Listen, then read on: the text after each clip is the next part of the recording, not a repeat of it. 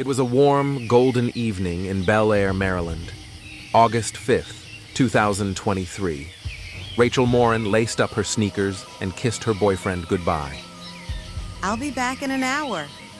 The Ma and Pa Heritage Trail was familiar, quiet, wooded, beautiful.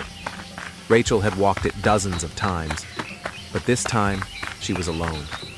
No phone, just a water bottle, a short run, just a little escape from the noise of everyday life. That evening would be the last time anyone saw her alive. Rachel didn't come home. By 9 p.m., her boyfriend started calling. By 11, he drove to the trail. Her car was still there, locked, empty. At 11:23 p.m., he dialed 911. "She's missing," he told dispatch. "She went for a run and didn't come back." Search teams formed quickly. Police combed the path with flashlights. Volunteers from town showed up, holding signs with her photo. A drone buzzed overhead. Helicopters circled. Still, nothing. Just the quiet of the woods and a growing sense of dread. August 6th, 1:07 p.m. A volunteer moved off the trail, pushing through brush. That's when he saw her. Rachel's body was hidden in tall grass, partially undressed, her face bruised, her arms scraped, her feet bare. The volunteer screamed. The search was over. The crime scene was born. Yellow tape wrapped the trees. Officers crouched in silence. Reporters arrived within the hour. Aerial shots showed a small white tent in the middle of the woods. Rachel had been murdered, and the killer had vanished.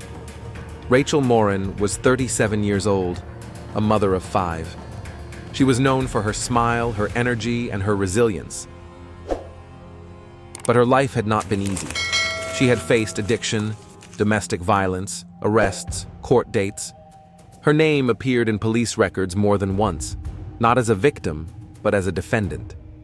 But in 2023, things had changed. She was sober, rebuilding, attending church. She had started a new relationship, a man named Richard Tobin. They'd only been dating a few weeks. Her last social media post showed her at peace, barefoot in the grass, smiling, with the caption, "Only love, only light." Now she was a headline. Bel Air police launched a homicide task force. The FBI joined the case, so did the Maryland State Police.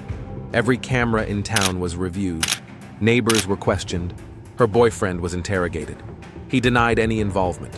So did her ex-husband. The press speculated endlessly. Some called it a domestic dispute. Others blamed a serial killer. The trail reopened after 5 days, but something had changed. People walked faster, looked over their shoulders. The fear was real. And behind the scenes, investigators still had no suspect. Until the DNA came in. Weeks after the murder, a lab report arrived. DNA recovered from Rachel's body matched another case, a violent home invasion in Los Angeles. A man had broken into a home, assaulted a woman, fled. DNA was collected, but at the time, no match. Now, it matched Rachel's killer. The same man, 2 victims, coast to coast. But there was still no name. Not yet. Using border records and fingerprints from the Los Angeles case, investigators finally identified him. Victor Antonio Martinez-Hernandez, age 23, El Salvador. He had crossed the U.S. border illegally in early 2023. At the time of entry, he was already wanted for murder in his home country. No red flags, no alerts. He entered freely. And now, 2 women were dead. One in California, one in Maryland, and Victor had vanished. After Rachel's murder, Victor Martinez-Hernandez disappeared like smoke. He had no known address, no job, no family in the U.S. that agents traced his path, from Maryland to Virginia, then through Tennessee.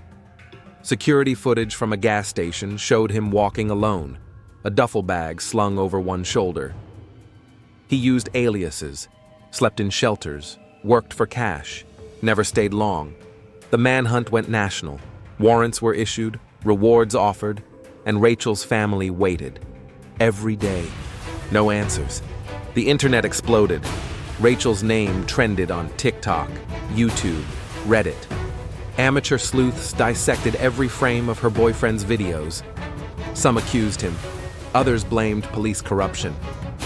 One viral post claimed the killer was a serial stalker who had posted on dark web forums. Nothing was proven.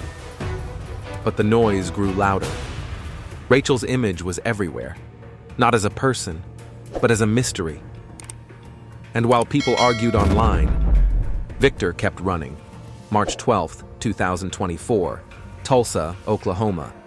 A tip led authorities to a rundown house on the edge of the city.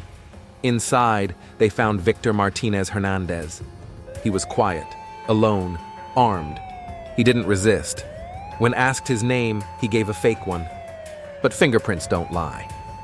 After months of silence, the man suspected in Rachel Morin's murder was in custody. He said nothing. Not during booking, not during transfer, not during his first hearing. Just silence. Details emerged slowly. In El Salvador, Victor was wanted for the murder of a young woman, strangled and dumped outside San Salvador in 2022. He fled to the U.S. just weeks later.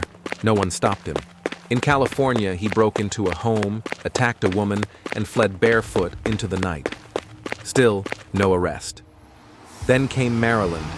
Rachel was simply in the wrong place, at the wrong time. To the FBI, this was a pattern.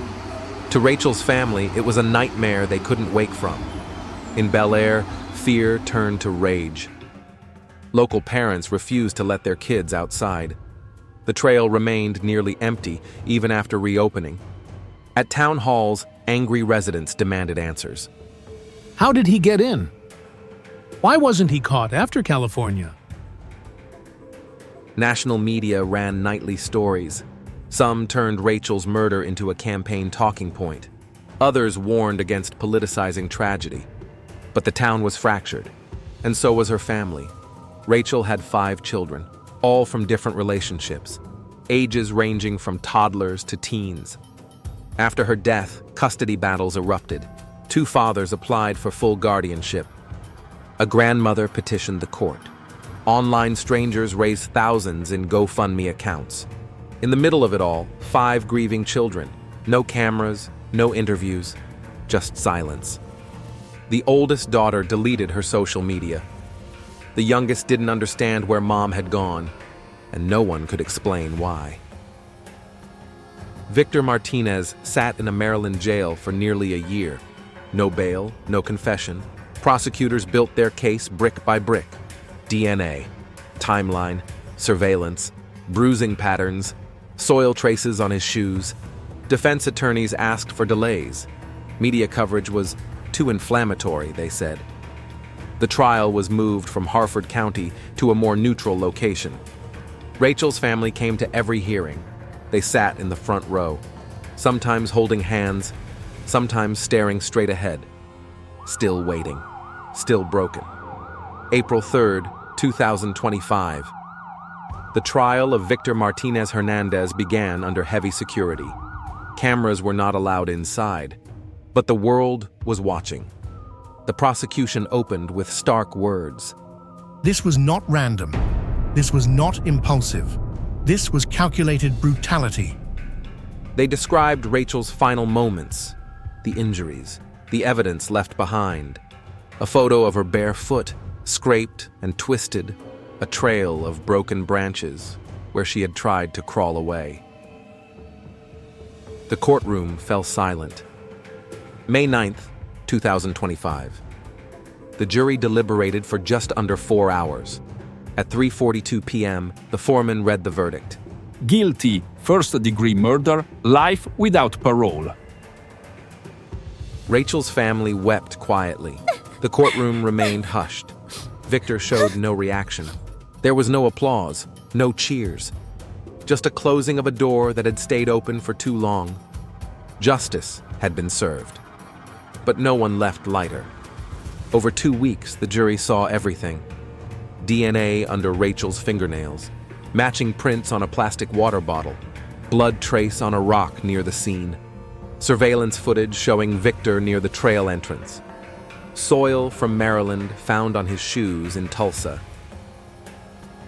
Medical examiners testified that Rachel had been alive during most of the attack. She had fought, screamed, resisted, and then stopped. In the gallery, Rachel's mother covered her face with both hands. The defense strategy was simple: doubt. They questioned timelines, suggested possible contamination of DNA. They called no witnesses. Victor himself remained silent. He never looked at the jury, never looked at the family, never showed a flicker of regret. His attorney said, The prosecution wants you to feel, but justice demands you think. but the jury thought and felt. News outlets exploded. Protests reignited. The case was cited in Congress. Rachel's face was shown during a presidential debate. Her name was used by both sides. But no one asked what her children wanted. One of her sons wrote a letter to the court. It wasn't read aloud. It ended with 7 words. I just want my mom to come back. Today, the Ma and Pa Trail is still open. People walk, run, ride bikes. But there's a bend in the trail where no one lingers. There, near a cluster of white stones, is a small wooden cross. On it, her name, a photo, and a bracelet made by one of her daughters. The wind moves the leaves. Birds sing in the trees. It looks peaceful, but it isn't. Because peace never returned here, and neither did she. Rachel Morin went for a run, and the world will never be the same.